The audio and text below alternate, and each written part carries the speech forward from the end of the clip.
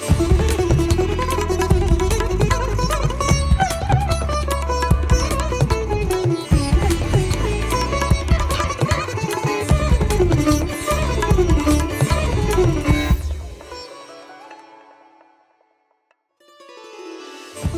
श्री साई राम। साई प्रेम वाणी के हमारे आज के प्रसारण में आप सबका हार्दिक स्वागत है। आज हम आप सबके लिए लेकर आए हैं सुमधुर कार्यक्रमों की मनमोहक कड़ी। आज के प्रसारण में आप अवतार वाणी के अंतर्गत श्री भगवान द्वारा दिए गए एक दिव्य संदेश का एक भाग सुनेंगे। तो चलिए कार्यक्रम का शुभारंभ करते हैं।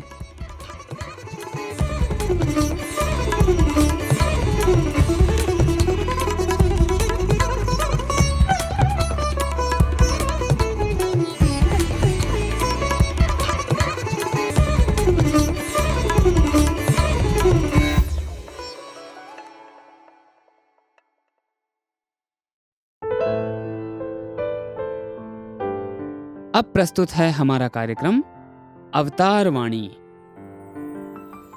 भगवान बाबा द्वारा सन 1984 को श्रीमद् भगवत गीता पर दिए गए दिव्य संभाषण का एक भाग आज हम प्रस्तुत करने जा रहे हैं।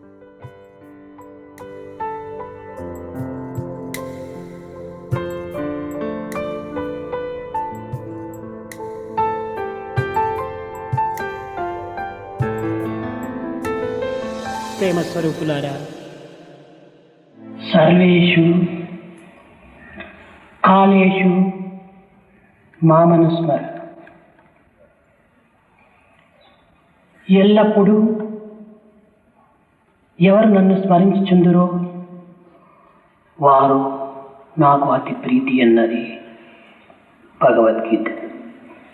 కానీ ఈనాడు లోకములో వృద్ధాప్యమైనప్పుడే అట్టి వ్యక్తులే ఆధ్యాత్మిక మార్గమునందు ప్రవేశిస్తున్నారు. భోగ్య వస్తు ఆనందమును అనుభవించి విసుగెత్తి వేసారి తదుపరి ఈ ఆధ్యాత్మికములో ప్రవేశిస్తున్నారు. सर्वेषु कालेषु मामनुस्मर. भगवत गीता ने कहा कि जो सदा मेरा स्मरण करता रहता है वही मेरे लिए अत्यंत प्रिय है. परंतु आज संसार में लोग बुढ़ापा आने पर ही आध्यात्मिकता के मार्ग में प्रवेश कर रहे हैं. भोग्य वस्तुओं का उपभोग कर उससे ऊब जाने के बाद ही आध्यात्मिकता में प्रवेश कर रहे हैं. దృశ్య వస్తువులనందు ధారాపుత్రాదులు యందు ధనకనక వస్తువాహనాదులు యందు ఏయో సుఖము శాంతి ఉన్నదని దాని నిమిత్తమై అనేక విధములుగా పరుగులెత్తి అది ఎదురు దెబ్బ వేయగా చల్లగా వెనుకకు తిరిగి వస్తున్నారు ఈ వృద్ధులు. శాంతి సుఖములు దారాపుత్రాదులు ఎందు కానీ ధనకనక వస్తువాహనాదులు ఎందు కానీ దృశ్యకల్పితమైన జగత్తునందు కానీ లేదనేటువంటి సత్యాన్ని అనుభవించిన తర్వాతనే ఆధ్యాత్మికములో ప్రవేశిస్తున్నారు. ये बूढ़े दृश्य वस्तुओं, पत्नी और संतान तथा धन संपत्ति आदि में ही कोई सुख और शांति है ऐसा मानकर उन्हें पाने के लिए उनका पीछा कर अंत में उनसे ठोकरें खाकर चुपचाप लौट रहे हैं. पत्नी और संतान, धन संपत्ति तथा दृश्य कल्पित जगत में शांति और सुख नहीं है. इस सत्य का अनुभव होने के बाद ही ये आध्यात्मिकता में प्रवेश कर रहे हैं. జీవితములో భగవత్ చింతన చేయనటువంటి వారి కంటే ఏదో ఈ వృద్ధాప్యమునందైనా ఈ మార్గంలో ప్రవేశించినటువంటి వారి యొక్క స్థితి కొంత మెరుగనే చెప్పవచ్చు. అయితే భగవత్ చింతనకు ఒక కాలము, ఒక నియమము, ఒక వయస్సు అనేటువంటి నియమం ఏమాత్రము లేవు. కనుకనే సర్వేషు కాలేషు అని గీతాచార్యుడు ప్రధానమైనటువంటి యొక్క ఆదర్శాన్ని అందించాడు. जिन्होंने जीवन में कभी ईश्वर का चिंतन नहीं किया, ऐसे लोगों की अपेक्षा बुढ़ापे में इस मार्ग में प्रवेश करने वालों की स्थिति कुछ बेहतर ही कही जा सकती है. ईश्वर का चिंतन करने के लिए कोई समय, उम्र या नियम जैसा कुछ भी नहीं है. इसीलिए गीताचार्य ने विशेषतः सर्वेषु कालेषु का उपदेश दिया. భగవద్గీత యందు సుఖ దుఃఖములు, కష్ట నష్టములు, శీతోష్ణములు, లాభాలాభములు, దూషణ భూషణలు ఇవన్నీ కూడాను సమముగా భావించమని బోధించాడు గీతాచార్యుడు. అయితే భక్తుని యొక్క లక్షణములు 64 లక్షణములుగా నిరూపిస్తూ వచ్చింది భగవద్గీత. ఇవన్నీ కూడాను భక్తుని యందు ఉన్నవా అని విచారించడం చాలా కష్టం. ఈ అన్ని విధములైనటువంటి యొక్క క్వాలిటీస్, వారి యొక్క అర్హతలన్నీ కూడాను అభ్యాస, వైరాగ్యము ఈ రెండింటి ఎందే ఇమిడి ఉంటున్నవి. गीताचार्य ने भगवत गीता में सुख दुख, कष्ट और हानि, ठंड और गर्मी, लाभ और हानि तथा निंदा और प्रशंसा को समान मानने का उपदेश दिया. भगवत गीता ने भक्तों के 64 लक्षणों का निरूपण किया, परंतु यह निरूपित करना अत्यंत कठिन है कि क्या ये सब एक भक्त में हैं. ये सभी क्वालिटीज अर्थात लक्षण अभ्यास और वैराग्य में ही समाये हुए हैं. శారీరక తపస్సు, వాక్ తపస్సు, మానసిక తపస్సు మూడింటి యొక్క సమ్మిళితమైనటువంటి తత్వము ఇక్కడ అభ్యాసము. ఇంకా వైరాగ్యం అనగా వస్తు దోషమును గుర్తించి కర్తవ్య కర్మలు ఆచరించి ఫలాపేక్షను ఏమాత్రం కూడాను హృదయమునందు చేర్చుకొనక సాక్షిభూతుడిగా ఉండటమే ఈ యొక్క వైరాగ్యమునకు సరి అయిన లక్షణం. ఈ రెండింటిని మానవుడు సక్రముగా వర్తింపచేసుకున్న ఇంతకంటే పెద్ద సాధనలు అనవసరం. शारीरिक तपस्या, वाचक तपस्या और मानसिक तपस्या, इन तीनों का समन्वित स्वरूप ही यह अभ्यास है. वस्तु दोष से अवगत होकर कर्तव्य और कर्मों का आचरण करते हुए हृदय में किसी भी प्रकार के फल की अपेक्षा न करते हुए साक्षी भूत बने रहना ही वैराग्य है. यदि मानव इन दोनों का सही आचरण करता है तो इनसे बढ़कर किन्हीं बड़ी साधनाओं की आवश्यकता नहीं है. ఇట్టి అర్హతలు మానవుని యందు అభివృద్ధి నొందవలనన్నా బాల్య యవ్వనం అనేటువంటి వయసులో చాలా ప్రధానం. ఇంద్రియ శక్తి, దేహ పటుత్వము, ఆరోగ్యము, ధీశక్తి, ఒక ప్రతిజ్ఞాశక్తి ఇలాంటి నవ్యమైన భవ్యమైనటువంటి శక్తులు పుష్టిగా సంతుష్టిగా ఉండినప్పుడే ఈ విధమైనటువంటి సాధనలు చేయుటకు సాధ్యమవుతుంది. मानव में ऐसी योग्यताओं के विकसित होने के लिए बचपन और यौवनावस्था ही अत्यंत प्रधान है.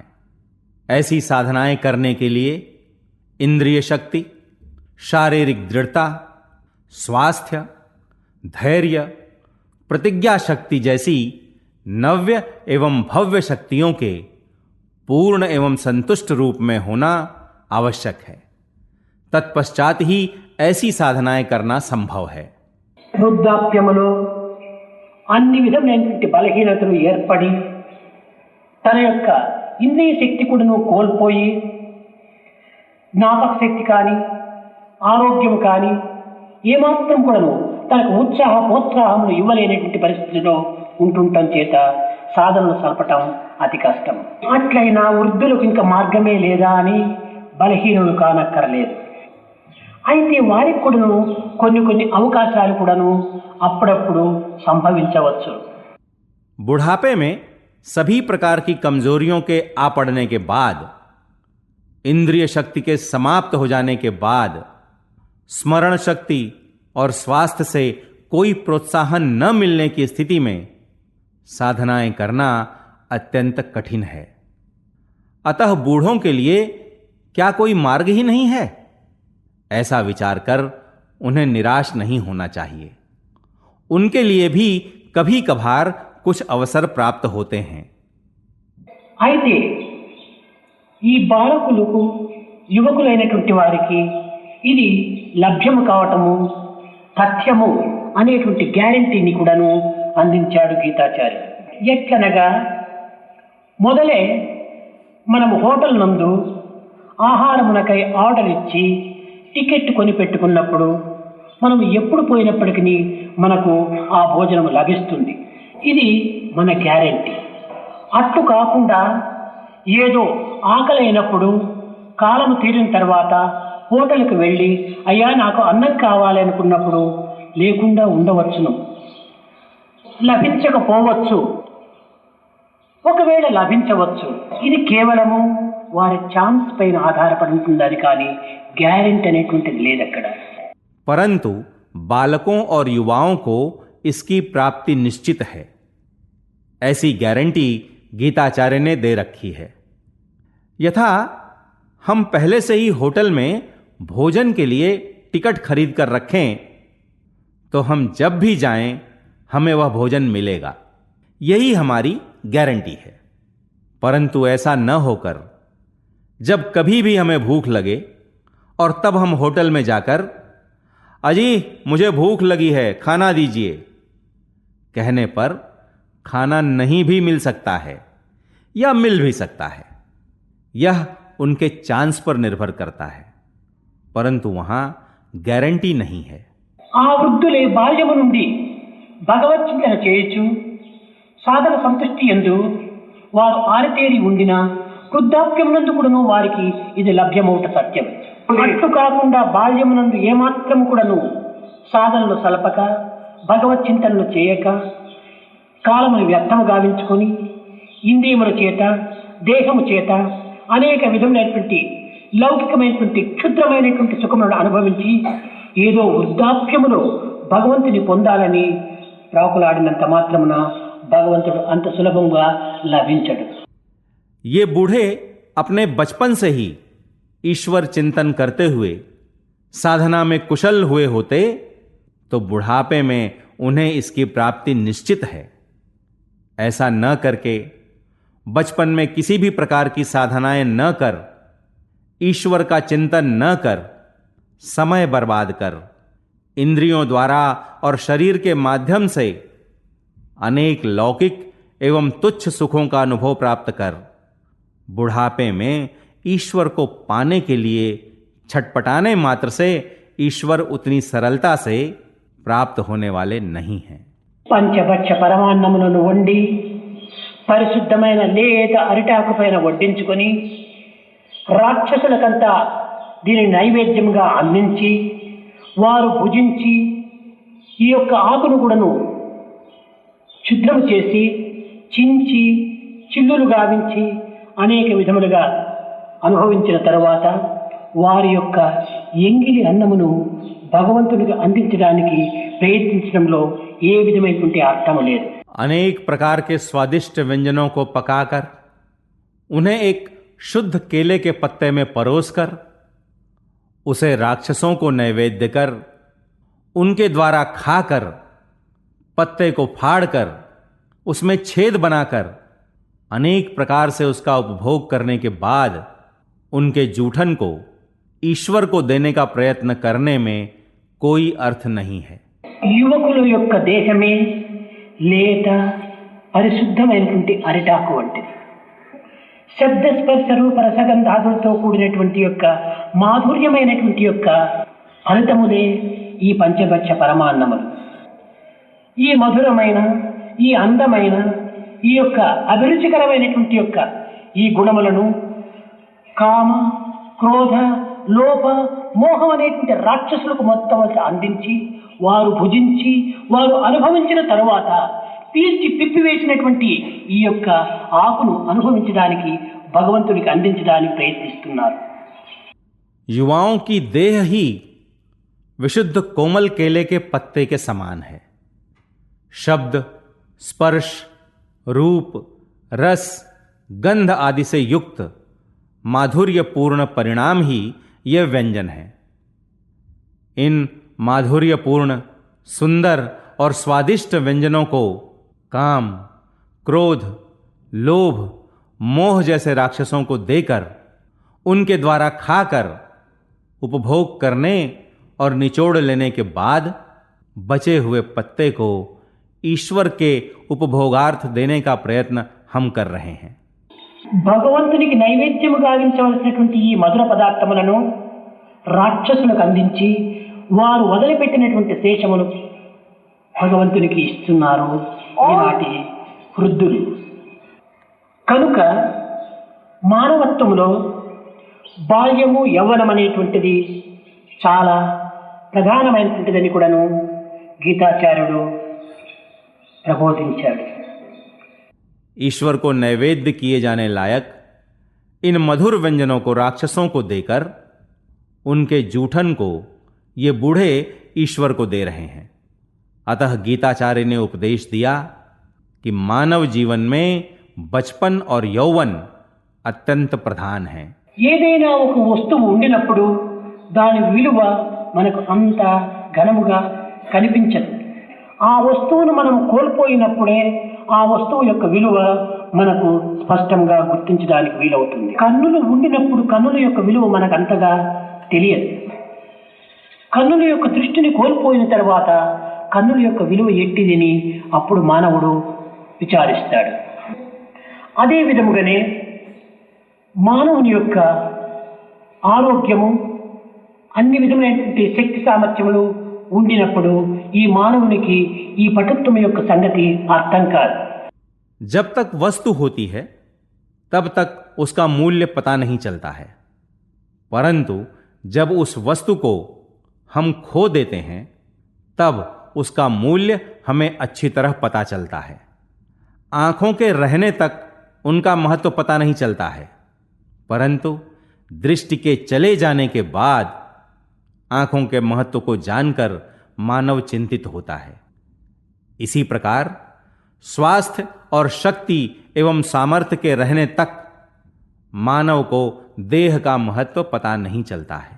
ఆరోగ్యమును కోల్పోయిన తర్వాత, అన్ని విధమైనటువంటి శక్తులు ఉడికిపోయిన తర్వాత ఆనాడు తమ యొక్క దేహం యొక్క శక్తి ఇలాంటిది కదా అని అప్పుడు తాను విచారించి, అయ్యో నేను వ్యర్థము గావించుకుంటునే అని తాను విచారిస్తాడు. అప్పుడు విచారించి ప్రయోజనం ఏమిటి? ఇది కేవలము ఆనాటి ఆరోగ్యము దుర్మార్గములో మిత్రుని వలె సహాయపడింది. కానీ ఆ దుష్ప్రవర్తనలో వినియోగించినటువంటి ఈ శక్తి సామర్థ్యములు వృద్ధాప్యంలో అవి శత్రువులుగా రూపొందుతూ వచ్చింది. स्वास्थ्य के समाप्त हो जाने के बाद, सभी शक्तियों के कमजोर पड़ जाने के बाद अपनी शारीरिक शक्ति के बारे में विचार कर, हाय मैंने बर्बाद कर दिया, ऐसा कहकर मानव चिंतित होता है। किंतु तब चिंतित होकर प्रयोजन ही क्या? उस समय का स्वास्थ्य दुष्टता में मित्र की भांति सहायता करता रहा।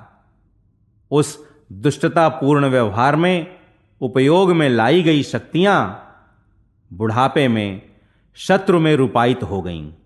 అయితే ఎవరు మిత్రులు ఎవరు శత్రులు అనేటువంటి గుర్తించేటువంటి శక్తి సామర్థ్యములు ఉండి కూడాను ఈ యొక్క యువకులు దానిని అలక్ష్యంగా అపమార్గములో అందుకుంటూ అనుభవిస్తూ వస్తున్నారు. మిత్రులెవరు, శత్రులెవరు, గురువెవరు, శిష్యుడెవరు, కవి ఎవరు, నటకుడెవరు, తెలుసుకొని తెలివి ఉన్నదా, తెలిసిన సంశయం ఉన్నదా, తెలివి లేని తలయున్నచో వానరుడన తప్పున్నదా?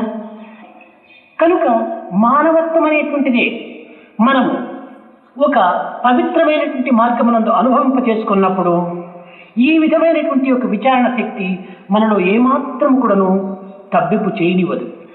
परंतु कौन मित्र हैं और कौन शत्रु, इसे पहचानने की शक्ति एवं सामर्थ्य के होते हुए भी युवा लापरवाही से उनका उपयोग गलत मार्ग में कर रहे हैं। मित्र कौन है, शत्रु कौन है, गुरु कौन है, शिष्य कौन है, कवि कौन है, अभिनेता कौन है, जानने की बुद्धिमत्ता है। जानने के बाद संशय कहां? बुद्धि विहीन सर के होने पर उसे बंदर कहना क्या गलत है? अतः मानव जीवन के पवित्र मार्ग में बढ़ने पर कोई चिंता या संशय नहीं होंगे। ఈనాడు భగవంతుని తన దేహం నిమిత్తమై దేవుణ్ణి ఉపయోగపెట్టుకుంటున్నాడు. దేవుని నిమిత్తమై దేహాన్ని ఉపయోగపెట్టడం లేదు. తన దేహము అనారోగ్యం చెందినప్పుడు, బలహీనతలు ఏర్పడినప్పుడు, ఓ దైవమా నాకు ఈ బలమును అందించు, నాకు ఈ ఆరోగ్యం చేకూర్చు అని దేహ నిమిత్తమై దేవుణ్ణి ఉపయోగపెట్టుకుంటున్నాడే కానీ, అయ్యో ఈ దేహం పటుత్వంగా ఉన్నది, శక్తి సామర్థ్యంతో కూడి ఉన్నది, ఇంద్రియం యొక్క శక్తి మహా ఉజ్వలంగా ఉంటున్నది, ఇలాంటి సమయంలో ఈ దేహమును, ఈ యొక్క దేహం యొక్క సేవను దైవంకు అందించేటువంటి అవకాశం నాకు లభ్యమవుతుందా అని విచారించటం లేదు. आज ईश्वर का उपयोग अपनी देह के लिए कर रहे हैं, ईश्वर के लिए देह का उपयोग नहीं कर रहे हैं. जब अपना शरीर अस्वस्थ होता है या कमजोर पड़ता है, तब हे भगवान मुझे शक्ति प्रदान करो, मुझे स्वास्थ्य दो, ऐसा कहकर देह के लिए ईश्वर का उपयोग तो कर रहे हैं, परंतु यह नहीं विचार रहे हैं कि हाय यह शरीर सशक्त है, शक्ति एवं सामर्थ्य पूर्ण है, इंद्रियों की शक्ति अत्यंत उज्जवल है, ऐसी देह का उपयोग ईश्वर की सेवा के लिए कर पाऊंगा या नहीं. ఇంకా ఎప్పుడో ఎప్పుడో ఎప్పుడో కాలం ఉన్నది కదా అని కాలము నిమిత్తమై తాను కాలమును వ్యర్థం చేస్తున్నాడు. ఇంకా కొంతమంది ఏదో రిటైర్మెంట్ అయిన తర్వాత భగవంతుని చింతించవచ్చును కదా, ఇప్పుడు నుంచినే కూడాను ఈ భగవంతుని చింత మనకెందుకు, ఏదో లోక సంబంధమైనటువంటి విషయాలను అనుభవించి భోగభాగ్యమును అనుభవించి దీని తరువాతనే మనము దైవ చింతన చేసుకునవచ్చునని కొంతమంది ఊహిస్తూ ఉంటారు. अभी समय बहुत बाकी है, ऐसा मानकर लोग समय बर्बाद कर रहे हैं, और कुछ लोग रिटायरमेंट के बाद ईश्वर का चिंतन करेंगे. अभी से ईश्वर का चिंतन क्यों? ये लोग कल्पना करते हैं कि अभी कुछ लौकिक विषयों का उपभोग करके बाद में ईश्वर का चिंतन किया जा सकता है. ఈనాడే నీ వీడేరకున్నా ఇంక తరించుటి ఇంకెన్నడో అని ఒక ప్రశ్న వేసినట్టుగా ఇట్టి శారీర మానసిక ఆధ్యాత్మిక శక్తులు పుష్టిగా సంతృష్టిగా ఉన్నటువంటి ఈ సమయమునందే నీవు అనుభవించలేనటువంటి యొక్క దౌర్బల్యుడవు, అన్ని విధముల శక్తిని ఉడికించిపోయిన తర్వాత నీవు ఏ విధంగా నీవు భగవంతుని చింత చేయగలవు? आज ही तुम तर नहीं पाओगे तो फिर कब? ऐसा प्रश्न करके देखो. ऐसी शारीरिक, मानसिक और आध्यात्मिक शक्तियों के तुष्ट एवं संपूर्ण रूप में होते हुए भी अनुभव प्राप्त नहीं कर पाने वाले दुर्बल हो, तो जब सारी शक्तियां कमजोर पड़ जाएंगी तब भला ईश्वर का चिंतन कैसे कर पाओगे? కదలలేవు, కను మసకలు, నోములో మడతలు పడే, తల నరిసే కదా, ముసిలివాడను నిన్ను పసివారను నిన్ను ముసిముసి నవ్వగా కసరే బొమ్మ, తై తై తై తై తై బొమ్మ, దీని తమాష చూడరా తోలు బొమ్మ అన్నారు.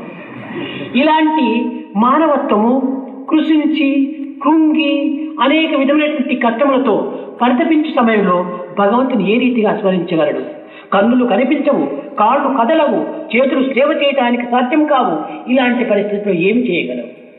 इसीलिए कहा गया है, हिल नहीं सकते, धुंधला गई आंखें, चेहरे पर उभर गई हैं झुर्रियां, धवल हो गए बाल तुम्हारे सर के, बच्चे सब तुमको कहकर बुढ़वा हंसते हैं तो तुम हो जाते नाराज. देख तमाशा पुतले का, चल चल. इस प्रकार कमजोर पड़कर, निराश होकर और कष्टों से छटपटाते हुए ईश्वर का चिंतन भला कैसे कर पाओगे? दृष्टि मंद पड़ जाती है, पैर हिल नहीं सकते, हाथ सेवा नहीं कर सकते. ऐसी स्थिति में क्या कर सकोगे? రెండే కాదట, భాగవతం మరింత ఘాటుగా అందించింది ఈ వృద్ధులకు. పద పద మంచు కింకరులు పాశములాగెడు వేళ, దబదబ బయట పెట్టుడిక లాభము లేదని చెప్పు వేళ, ఆలు బిడ్డలు లబలబ ఏడ్చు వేళ, తరమా హరినామము నోటను పలుక. ఉండండి, కొద్దిసేపు ఏడ్చకండి, నేను భగవంతుని చింతించాలంటే ఎవరైనా ఉంటారా? ఏ విధంగా ఇది కాలము తనకు చేరి వస్తుందా? కనుక మనం భవిష్యత్తుకు తగినటువంటి భద్రతలన్నీ కూడాను మనము ఈ యవ్వనమునంది, బాల్యమునంది మనము క్రోడీకరించుకోవాలి. इसी तथ्य को भागवत ने जरा और कठोरता के साथ प्रस्तुत किया. यथा चल चल कहकर किंकर पाश खींचते, शव को झटपट बाहर रख दो कहते, पत्नी सुत सब लोट लोट कर हैं रोते, तब क्या हरि का सुमिरन तू कर सकता? तब यदि कोई कहे कि कोई मत रो, मुझे जरा ईश्वर का स्मरण करना है, तो क्या रुक जाना संभव है? अतः इस बचपन और यौवन में ही भविष्य के लिए आवश्यक सुरक्षा के प्रबंध कर लेने चाहिए. పోనీ రిటైర్డ్ అయిన తర్వాత ఏమైనా భగవంతు చింతన చేస్తాము అని చెప్పి ఊహిస్తారా? లేదు. రిటైర్డ్ కాకమునపు ఆఫీస్ పనులతో తాము అలమటించిపోతుంటాడు, లేక మరే విధమైనటువంటి వ్యాపార రంగంలో తాను మునిగి ఉంటాడు. రిటైర్డ్ అయిన తర్వాత ఏ క్లబ్బుల వెంటనో తిరిగి కార్డ్స్ ఆడుకోవటము, కాలంను వ్యర్థం గావించుకునేటువంటి వ్యర్థపు మాటలు యందు నిరర్థకం చేసుకోవటమో జరుగుతూ ఉంటుంది. जाने दो, रिटायर होने के बाद ईश्वर का चिंतन करने की बात विचारते हैं, नहीं? रिटायर होने से पहले दफ्तर के कार्यों में व्यस्त रहता है अथवा किसी धंधे में व्यस्त रहता है. रिटायर होने के बाद क्लबों में ताश खेलने में और गपशप में समय बर्बाद करने में ही गुजर जाता है. ఏదో ఒక ఇల్లాలు వ్యాపారస్తుడైనటువంటి వ్యక్తిని ప్రశ్నించిందట, ఏమండి, ఒక్క దినమైనా కానీ భగవంతుని చింతన చేసేటువంటి నేను వినలేదే, చూడలేదే. ఈ వృద్ధాప్యంలోనైనా కూడాను కొంత భగవంతుని చింత చేయడానికి కాలమును వినియోగించుకోండి అన్నాడట. ఆ వ్యాపారస్తుడు చెప్పాడట, ఏమిటి, చావడానికి కూడా నాకు టైం చిక్కటం లేదు, అలాంటి పరిస్థితుల్లో నేను భగవంతుని ఏ రీతిగా స్మరించడానికి వీలవుతుందన్నాడట. I have no time even to die అన్నాడు. एक पत्नी ने अपने व्यापारी पति से कहा, अजी आपको ईश्वर का चिंतन करते कभी न देखा है न ही सुना है, कम से कम इस बुढ़ापे में ईश्वर के चिंतन के लिए कुछ समय निकालिए. तब पति ने कहा, अरे मुझे तो मरने का भी वक्त नहीं है, फिर मैं ईश्वर का चिंतन कैसे कर पाऊंगा? I have no time even to die. చావడానికి కూడా టైం లేదనుకునేటువంటి మానవుడికి చావు వదిలిపెడుతుందా? ఇది తన ఇష్టమా? కాల ప్రవాహం ఎవరి కోసమో ఆగదు. కనుక కాలమును ఉన్నంతలోనే మనం సార్థకంగా గావించుకోవటానికి తగిన కృషి చేయాలి. మృత్యు అనేటువంటి శత్రువులు రోగం అనేటువంటి యొక్క సైన్యంతో చేరి దేశం అనేటువంటి రాజ్యం పైన దండెత్తి వస్తున్నారు. అట్టి సమయంలో దిక్కు మొక్కు లేక నక్క కుక్కల వలె చావడానికి ప్రయత్నిస్తున్నారు మానవుడు. मरने के लिए भी वक्त नहीं है. कहने वाले को क्या मृत्यु छोड़ेगी? क्या यह उसकी मर्जी है? समय का प्रवाह किसी के लिए नहीं रुकता है. अतः समय के रहते ही उसे सार्थक करने के प्रयत्न करने चाहिए. मृत्यु रूपी शत्रु रोग रूपी सेना के साथ मिलकर देह रूपी राज्य पर हमला करने के लिए आ रहे हैं. ऐसी स्थिति में बिना किसी सहारे के मानव कुत्तों की मौत मरने के लिए तैयार हो रहे हैं. దైవత్వం యొక్క అనుగ్రహానికి పాత్రులైనటువంటి వారికి ఎట్టి సైన్యం కూడాను ఏమాత్రం కూడాను వీరిని ఛేదించలేదు. కనుకనే మనము ఈ యొక్క యవ్వనమునందే దైవానుగ్రహమును సంపాదించి తద్వారా మనలను ఆవరించేటువంటి యొక్క శత్రువులను, మనపైన రాలేటువంటి యొక్క కష్టములను తగిన రీతిగా సాధించడానికి, వాటిని ఎదుర్కోవటానికి శక్తి సామర్థ్యమును మనం సంపాదించుకోవాలి. जिन लोगों को दैवानुग्रह प्राप्त है उन्हें किसी भी प्रकार की सेना कुछ नहीं कर सकती है। अतः इस यौवन में ही दैवानुग्रह को प्राप्त कर उसके माध्यम से हम पर हमला करने वाले शत्रुओं और आन पड़ने वाले कष्टों का सही ढंग से सामना करने के लिए आवश्यक शक्ति और सामर्थ्य को प्राप्त करना चाहिए। ముఖ్యముగా ఏనాటికైనా ఎప్పటికైనా మనకు ఒక దీర్ఘ ప్రయాణం అనేటువంటిది ఉన్నది అనేటువంటి దానిని మన హృదయంలో స్థిరం చేసుకోవాలి. రైలు ప్రయాణము, లేక ట్రైన్ ప్రయాణము, ఇంకేమైనా ప్లేన్ ప్రయాణము, బస్సు ప్రయాణము ఏదో కొంతకాలం జరుగుతుంది. మన జీవితం అనేటువంటిది దీర్ఘ ప్రయాణము. ఈ ప్రయాణం అనేటువంటిది మనం ఎప్పుడు కూడా జ్ఞప్తి అందించుకోవాలి. దీనిని మర్చిపోయే మానవుడు తాను ఈ ప్రయాణమునకు సిద్ధం కాక ప్రయాణములో జరిగేటువంటి యొక్క కష్టసుఖములకు తగినటువంటి యొక్క భద్రతను ఏర్పరచుకొనలేక కేవలము ఈ యొక్క భోగభాగ్యం యందే కుమిలిపోతున్నాడు. विशेषतः हमें हृदय में स्थिर कर लेना चाहिए कि कभी न कभी हमारी यात्रा दीर्घ होने वाली है। रेल यात्रा अथवा हवाई जहाज से यात्रा अथवा बस यात्रा कुछ ही समय के लिए होगी, परंतु जीवन यात्रा बहुत लंबी है। इसे एक यात्रा के रूप में ही स्मरण में रखना चाहिए। इसे भूल जाने वाला मानव यात्रा की तैयारी न करके यात्रा में घटित होने वाले कष्ट और सुखों के लिए आवश्यक सुरक्षा के प्रबंध न करते हुए मात्र भोग और संपत्ति में डूबकर छटपटाता जा रहा है। మీకందరికీ తెలుసును, రైల్వే ఒక పెట్టెలంతా ఉంటుంటాయి, గూడ్స్ పెట్టెలు. దీన్ని నిర్మించే సమయం లోపలనే దీనికి ఒక విధమైనటువంటి కాల నిర్ణయం చేస్తూ వస్తుంటారు. ఎక్కడికైనా కొన్ని స్టేషన్లకు పంపించే సమయం లోపల దానిపైన రిటర్న్ అని ఒకటి రాసి కింద డేట్ వేసి పెట్టింటారు. అక్కడ ఉపయోగించుకున్న తర్వాత ఆ డేట్కు సరిగా తిరిగి ఆ యొక్క పెట్టెలను పంపించాలి. तुम सब जानते ही हो कि मालगाड़ी के डिब्बे कैसे होते हैं।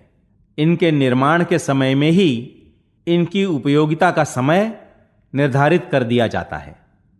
इन डिब्बों को कहीं भेजते समय इन पर रिटर्न लिखकर नीचे तिथि सूचित की जाती है।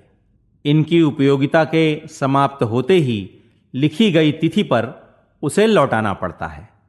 ఈ దేహం అనేటువంటి పెట్టెపైన కూడాను భగవంతుడు రిటర్న్ అని రాశాడు, డేట్ కూడా వేశాడు. కానీ ఆ డేట్ని వీరు గమనించడం లేదు. కానీ ఏ నిమిషంలో ఇది వెనుకపోతుందో ఇలాంటి సత్యాన్ని మానవుడు ఏమాత్రం కూడాను విచారించటం లేదు. కనుక మన జీవితం లోపల అన్ని విధములైనటువంటి యొక్క సుఖశాంతులు నిజంగా ఉండవలనన్నా ఈ యవ్వనమునందే మనం దైవానుగ్రహమునకు తగినటువంటి కృషి సల్పాలి. इस देह रूपी डिब्बे पर भी ईश्वर ने रिटर्न लिख रखा है, तिथि भी लिख रखी है, परंतु तुम उस पर ध्यान नहीं दे रहे हो। पता नहीं कब यह लौट जाने वाला है। इस सत्य पर मानव चिंतन नहीं कर रहा है। यदि जीवन में सच्चा सुख और शांति होनी चाहिए तो इस यौवन में ही हमें आवश्यक प्रयत्न करने चाहिए। ఈ మానవత్వంలో ఈ బాల్యం అనేటువంటిది, యవ్వనం అనేటువంటిది చాలా విలువైనటువంటిది. ఈ విలువైనటువంటి యొక్క ఈ జీవితాన్ని మనం గుర్తించుకోలేక కేవలము ఒక మాణిక్యం వంటి మానవ జీవితాన్ని మసిబొక్కులకు అమ్ముకుంటున్నాం. వజ్ర వైడూర్య మరకత మాణిక్యకో వేదిక పుష్యరాగమంతో పొందింపబడినటువంటి యొక్క బంగారు గిన్నెలో తిలకను కలిపి, అనగా నూగుల పిండి కలిపి దానిని వండుకోవటానికి ప్రయత్నిస్తున్నాం. దీనిని కాల్చడానికి కేవలం గంధపు చెక్కలను ఉపయోగపెడుతున్నాం. పాత్ర చూస్తామా చాలా విలువైనటువంటిది, కట్టెలు చూస్తామా మహా విలువైనటువంటివి, కానీ పదార్థం చూస్తామా అల్పమైనటువంటిది. इस मानव जीवन में यह बाल्यकाल और यौवन अत्यंत मूल्यवान है। हीरे के समान मानव जीवन के महत्व और मूल्य से अनभिज्ञ रहते हुए हम इसे कोयले के टुकड़ों के भाव बेचते जा रहे हैं। नवरत्न जटित सोने के पात्र में तिल का आटा पकाने का प्रयत्न कर रहे हैं। इसे जलाने के लिए चंदन की लकड़ियों का उपयोग कर रहे हैं। पात्र मूल्यवान है, लकड़ियां और भी मूल्यवान हैं, परंतु व्यंजन बहुत घटिया है। మన యొక్క విలువైనటువంటి దేహాన్ని, పవిత్రమైన భావాలను మనం తుచ్చమైనటువంటి సుఖాలకు అమ్ముకుంటున్నాం. కేవలము ఒక విధమైనటువంటి అల్పమైనటువంటి విషయాలను ఈ పాత్రలో పెట్టి భుజిస్తున్నాము. బంగారు నాగలను తీసి దున్నుకొని దానిలో జిల్లేడు మొక్కలను మల్పించినట్టుగా మనం అనుభవిస్తున్నాము. నీ హృదయ క్షేత్రం అనేటువంటిది చాలా పవిత్రమైనటువంటి క్షేత్రము. క్షేత్రము కూడాను నాదే అన్నాడు గీతాచార్యుడు. క్షేత్రజ్ఞ చాపిమాంది. క్షేత్రమే కాదు నేను, క్షేత్రజ్ఞుడి కూడాను, క్షేత్రజ్ఞుడే కాదు క్షేత్రం కూడాను నేనే. अपने अत्यंत मूल्यवान देह और पवित्र भावनाओं को तुच्छ सुखों के लिए बेचते जा रहे हैं, अल्प व्यंजनों को इसमें डालकर खा रहे हैं, सोने के हल से जोत कर कंटीले पौधे उगा रहे हैं। तुम्हारा हृदय क्षेत्र अत्यंत पवित्र है। गीताचार्य ने कहा कि क्षेत्र भी मेरा ही है। क्षेत्रम चापि माम विद्धि। क्षेत्र ही नहीं प्रत्युत क्षेत्रज्ञ भी मैं ही हूं।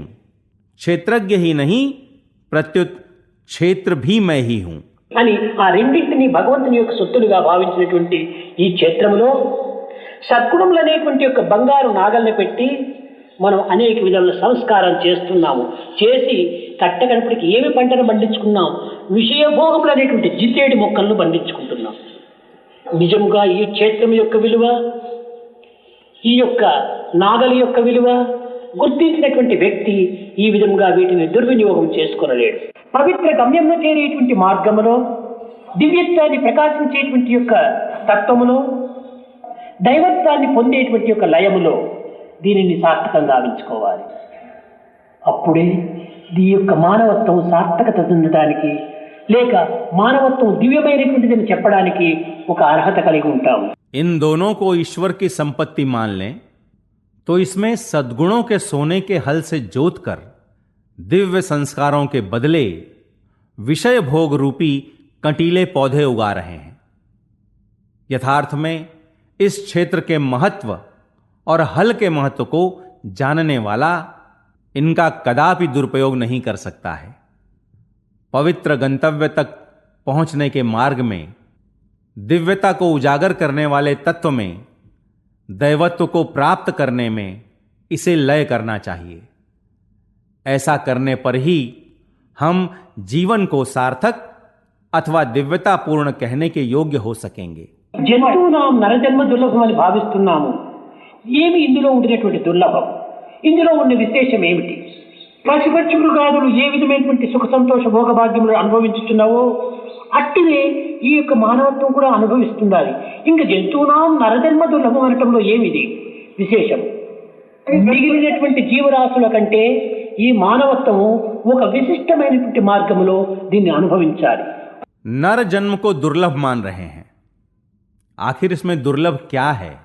इसमें क्या विशेषता है? पशु, पक्षी और मृग जिस प्रकार के सुख भोग आदि का अनुभव कर रहे हैं, ये मानव भी उसी प्रकार के अनुभव प्राप्त कर रहे हैं। अतः जंतूनाम नर जन्म दुर्लभम कहने में क्या विशेषता है? अन्य प्राणियों की अपेक्षा मानव को एक विशिष्ट मार्ग में इसका अनुभव प्राप्त करना चाहिए। మానాభిమానములను విసర్జించి నిత్యానిత్య పరిశీలన సలపక ఆత్మానాత్మ వివేక తత్వం కోల్పోయి బుద్ధియోగములకు దూరమై దృఢత్వమును కోల్పోవటం చేత మానవుడు ఇన్ని విధములైనటువంటి యొక్క అశాంతికి గురి అవుతున్నాడు. దృఢ నిశ్చయుడై వాక్ తపస్సును, మానసిక తపస్సును, శారీరక తపస్సును, దాని యొక్క గుణములను ప్రవర్తన రూపమైనటువంటి ప్రచారములు చేయడానికి యువకులు సంసిద్ధులు కావాలి. मान सम्मान को त्याग कर, नित्य और अनित्य का निरीक्षण न कर, आत्मा और अनात्मा के विवेक को भुलाकर, बुद्धि योग को भूलकर दृढ़ता से हाथ धो बैठने के कारण ही मानव इतने प्रकार की अशांति से गुजर रहा है। अतः युवाओं को दृढ़ निश्चयी होकर वाक तपस्या, मानसिक तपस्या और शारीरिक तपस्या से संबद्ध गुणों को आचरण में रखते हुए उनका प्रचार करने के लिए तैयार होना चाहिए। సత్వగుణముతో రజోగుణమును నింపాలి. హృదయములో రజోతమో గుణమును నింపుకొని సాత్వికముతో దానిని అభివృద్ధి పొందించాలంటే ఇది సాధ్యము కాదు. ఏమి లేని బుర్రలోన ఏమైనా చేర్చవచ్చు. ఏమేమో నిండి ఉన్న తలబుర్రది ఖాళీ అగునా? తలబుర్రది ఖాళీ కాక ఇలా సుకృతము నింపనగునా? ఏమేమో నింపుకున్నటువంటి ఈ తలబుర్రను మొట్టమొదట మనం ఖాళీ చేయాలి. అప్పుడే మనం ఏ సుకృతమైనటువంటి భావం నింపాలని తలుచుకుంటామో ఆ సుకృతాన్ని మనం నింపడానికి సాధ్యమవుతుంది. కనుకనే మానవుడు అర్థము లేని ఏడుపులు ఏడుస్తున్నాడు, అర్థము లేని నడకలను నడుస్తున్నాడు, అర్థము లేని జీవితాన్ని గడుపుతున్నాడు. रजोगुण को सत्वगुण से भर देना चाहिए। हृदय में रजोगुण और तमोगुण को भरकर मात्र सत्वगुण के सहारे इसे प्राप्त करना संभव नहीं है। डाला जा सकता है कुछ भी खाली खोपड़ी में। खाली कैसे हो सकती सब कुछ भरी खोपड़ी? खाली किए बगैर इस भरी खोपड़ी को भरी जा सकती है कैसे? अच्छी अच्छी बातों से। अनेक प्रकार के विषयों से भरे इस दिमाग को पहले खाली करना चाहिए, तभी जिन सुकृत विचारों से इसे भरना चाह रहे हैं उनसे इसे तभी भरा जा सकता है। मानव बेमतलब का रोना रो रहा है, बेमतलब के आचरण कर रहा है, बेमतलब का जीवन बिता रहा है। अभी आप सुन रहे थे अवतार वाणी। आज आपने भगवान बाबा द्वारा सन 1984 में श्रीमद् भगवद गीता पर दिए गए दिव्य संभाषण का एक भाग सुना।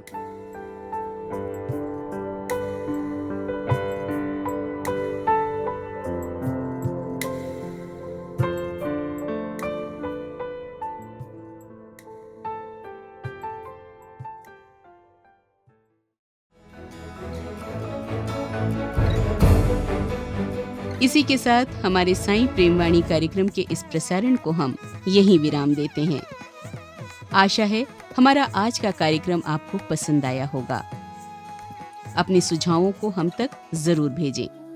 हमारा व्हाट्सएप नंबर है 9393258258 93 हिंदी भाषा में हमारी ये सभी प्रस्तुतियाँ YouTube पर भी उपलब्ध हैं।